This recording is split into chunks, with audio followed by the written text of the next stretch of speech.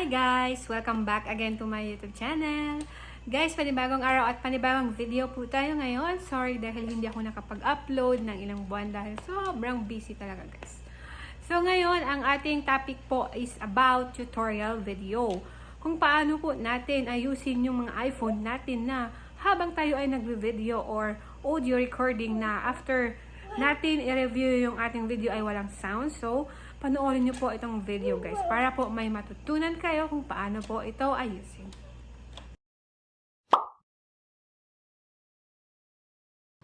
So ngayon guys, pupunta na po tayo sa ating main screen. Hahanapin natin yung microphone. So scroll down nyo lang pababa. Nakita nyo po itong nagbi-blink-blink. Ganyan po yung ginawa ko first. Naka-off po siya dito. Pag nakita po nyo po na naka-off po, i-turn on nyo lang po. Click nyo po yung red na may mic. Tapos po, gagana na po yun. And click nyo po yung stop or start recording para po may sounds yung recording nyo po. Kasi mostly po sa atin, hindi natin alam na pag sa iPhone na settings kasi or iPhone yung ginagamit nyo, every time na nag-update, nag-change po yung settings. So, ganito po ay yung kalabasan. Minsan, after natin nag-record, walang sounds yung video.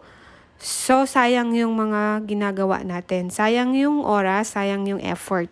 So, be sure, i-turn on nyo muna yung mic po. So, ganun lamang kadali. Sana may natutunan kayo sa video ito. Thank you for watching. Thank you for watching guys! Sana may natutunan po kayo sa video ito. Kung kayo po ay bago sa aking channel at hindi pa kayo nakapag-subscribe, mag-subscribe lamang kayo guys para po kayo ay updated lagi sa aking mga videos na i-upload. Thank you for watching! Bye!